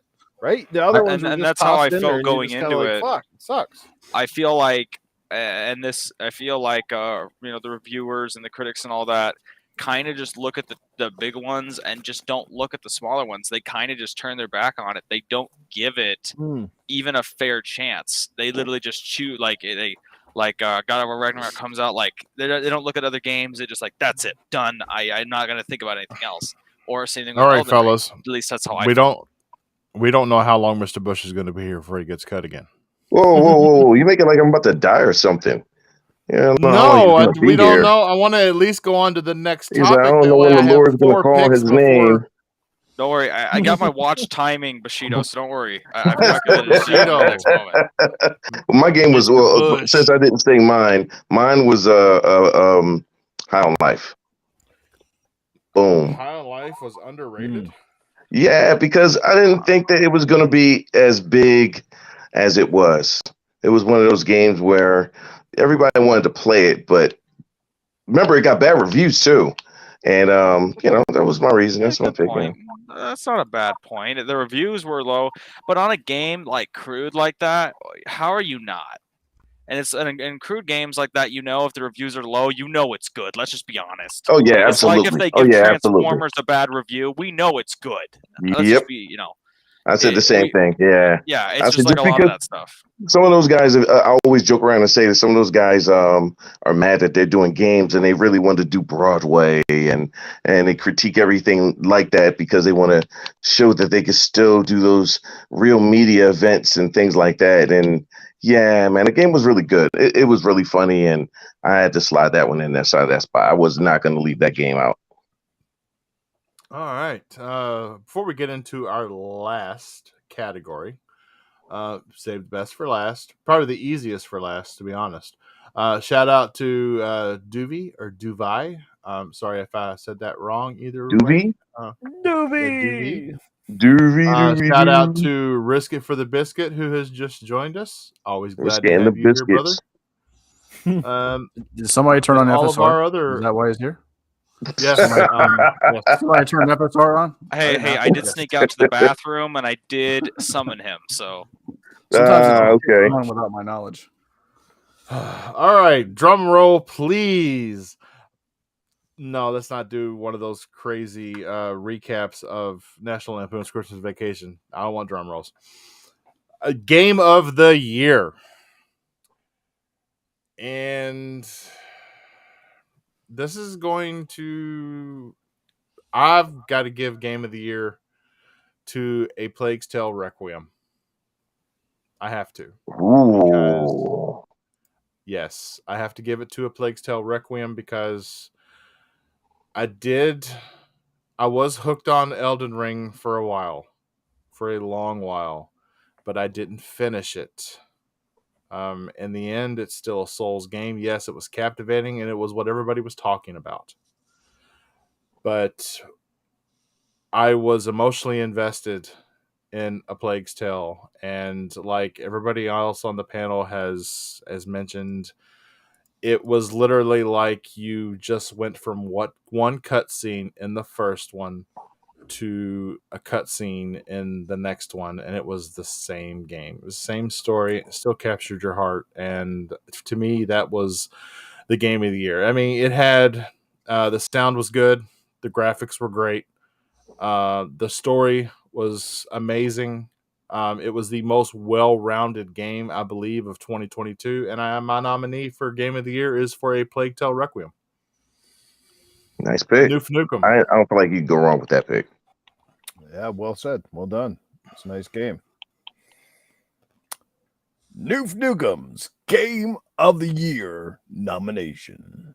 Mine goes to God of War Ragnarok, a game that did practically everything better than its predecessor. A game that looks good, plays good, and pretty much smells good. It's amazing.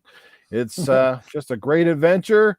Like I said, fantastic combat mechanics. The story gets deeper and more evolved as you go through. They added some new stuff. Of course, lots of fantastic environments. Like I said, a game that has a great soundtrack. It's got good storytelling. It's got an amazing environment. It's got intriguing characters. Some amazing battles. So definitely, God of War Ragnarok is a very deserving game. It is a worthy sequel to its predecessor. Sure, it didn't again reinvent the wheel per se, but like I said, it did everything extremely well. I am enjoying the ride. I'm not quite finished yet, but my God, it's been amazing. There's no better game that I played this year. So for me, that has to be my game of the year. And did you hear that Atreus is starting up his own music band? And apparently it's going to be a boy band. Oh my God. Nice. Sorry about the cheesy jokes. They're not very good, but okay. You got me on that one. All right. Ultimus Gaming, what is your game of the year? My game of the year for 2022 is A Plague Tale Requiem. You know that. Ooh, look at the love. You know, that game, I mentioned my disappointment at GF Keighley's Game of the Year, but really, I think that game for me, not only as a continuation, but I bring up that emotional again. Like, I've never, on any game, and I've been playing games for 10 years, have had that much of a connection with characters and felt that level of sadness. Maybe Modern Warfare 3 when Soap died, that might have been the only other time. Oh, it's a good one too. But yes. But when the remaster comes out, can't wait. Anyway, but I don't think anything I had that level of a connection and related. Just with Amicia and what she was feeling, and it was just, and then story wise, it was perfect, and I felt like it was also grounded. The story wasn't the everything ends well and everything is just lovey-dovey happy. It was real. Yeah, it was very real, and I think it deserved, and I still think it will always deserve Game of the Year. So that is my pick. All right. Power Man 4K. Give us your game of the year. My game of the year is High on Life. I'm sorry. For me, it's my game of the year, dude. It's my game of the year. I don't care. I don't care. What are you fucking smoking, man? Nothing from Ragnarok's making me laugh like High on Life makes me laugh. So I don't care. That's my game of the year. Hey, man, whatever floats your boat. That's right. Okay, Mr. Bushy. Mr. Bushy, what was your game of the year there, sir? I mean, this was all your idea. I'm mad I can't. I'm mad I can't agree with you guys. Like I really want to agree. I really want to agree because I love that game. I really did love that game. But I had to. Game? By what game are you talking about? I played Steel Requiem. I wanted to go with that one. He's turning against me. He is. Yeah, I have to go with man, I shouldn't even feel like this for the game, but I have to go with Elden Ring. Okay. I mean, there's not going to be any arguments. I mean, because legitimately, it did win Game of the Year. So, I mean, just you're in love with Jeff Keighley. That's all. Yeah, my heart though, it was killing me because I really thought the story was outstanding and spectacular. I'll probably never forget how that story went. His heart's telling him Requiem. His brain is telling him Elden Ring. Yes. And so we'll split it up for him. His heart's saying one thing, his brain's saying another. And that's all it is. My brain and heart told me the same thing. One punished my mind and one punished my controllers. Put them together and you got Elden Requiem. Yeah. New game coming out next year. Does it have a feature where you blow into your controller? It could possibly have a feature where you blow in your controller. Like maybe. Yeah, you blow in your controller, and then in game, as it was intended by the developers. In game, you blow off. You blow it. Never mind. All right. So, if you haven't seen, there is going to be an Xbox developer showcase at the end of this month. Yeah. Where we're going to see some games like Redfall. Yeah. Minecraft Legends. Yeah. Minecraft Legends. Motorsport 7. Yeah. No Starfield. No. Starfield will get its own showcase. Apparently, it needs its own 40-minute show to show off everything. So, well, I'm glad for once they communicated something to us first without just doing it. Exactly. Yeah, let's be honest. I just want to throw it out there. This is all due to Risk It for the Biscuit asking Xbox when we could get a show. Because 4 hours after he put out the tweet, Xbox announced that the Developer Direct game show will be January the 25th. So you're saying that they was listening primarily to Risk It? Wow. That's what Risk It claims. Now, we all know Risk It doesn't lie, so. No. Or exaggerate. About anything. Yeah. Okay, let's go with that. But we are rounding on 2 hours, ladies and gentlemen. And we're going to... It's been 2 hours? Wow. Yeah, it's been 2 hours. We're going to throw outros down the funnel, and we're going to get out of here. So, Noof Nukem, sir, where can people find you at? That's right. It's been 2 hours and time to hit the showers. It's time to cool this baby down. Yes, indeed. It's been a great show and fantastic nominations from the entire panel. Can't wait to see how all this pans out. But in the meantime, you guys can find me when I'm not here hanging out with you fine chaps. You can find me on Sunday mornings over on Good Morning Xbox. That is 9 a.m. Eastern and 7 a.m. Mountain Time on my YouTube channel. This week, we'll also be doing our own set of game awards, but they're all Xbox related. So there'll be no games that aren't at least multi-plat or available on an Xbox platform. So it should be interesting to see how that all goes down. We're going to be tabulating the votes through the entire panel, and check it out this Sunday morning. Should be a good show. Outside of that, you can find me, Noof Nukem, pretty much everywhere. It's been a great show. You guys are awesome. Catch you all soon. See you in the next one. All right. And thank you for reminding me, Thember, today is Phil Spencer's birthday. Happy birthday, Phil. Big Philly. Happy That's birthday. To the Happy savior of birthday. Xbox. I wished him that this morning. I was one of the first people. So Yes. And when it's Jim Ryan's birthday, we'll wish him a happy birthday too. That's right. Fuck that Oh, shit. Fuck Jim Ryan. nah, Yeah, you know, I Ultimate don't, Gaming. I don't like him as much as Phil. Ultimus Gaming, where can people find you? People, as always, can find me at Twitter at Ultimus Gaming. As now you could see it at the bottom of the screen. You can see it perfectly. Please follow me. You don't know how much I appreciate it. I love interacting with people. We've been getting a lot more followers lately, a lot more interaction. I've been enjoying it a lot, talking to people, just having more people agree with what I'm saying. Not saying that you have to, but I'm glad to have more people that are like-minded. So you can always find me there. All right. I love the energy. Yeah. Power Man I get 4K, sir. It's been a while, brother. Where can people find you at?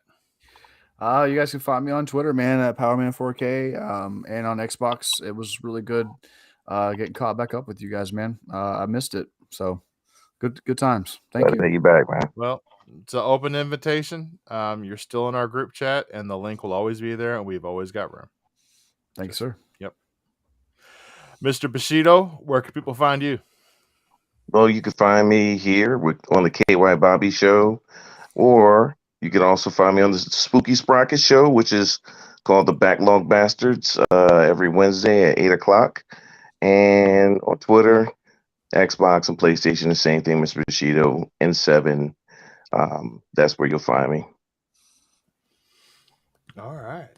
I love the energy from the panel tonight. Good show, Hopefully good next audience. episode, Love the Bobby chat. will keep kicking him. No, I'm not doing that. I don't know. That's not what the app is telling me. PC. Yeah, the app is telling me otherwise, Bobby. But we'll keep that between us. I'm not the one to hold grudges. You had your fun. Not while we're live. All right. Yeah. This is KY Bob. Thank you, everybody, for joining us this week.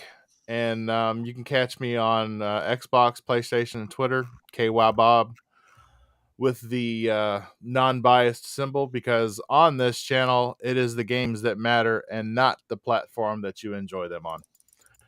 Everybody have a great night. Have a great weekend. Be safe, and we will see you next week. KY does not stand for Kentucky, so just to let people know. Yes, it does. It does stand for Kentucky. No, it stands for that good old fashioned. No, that's got to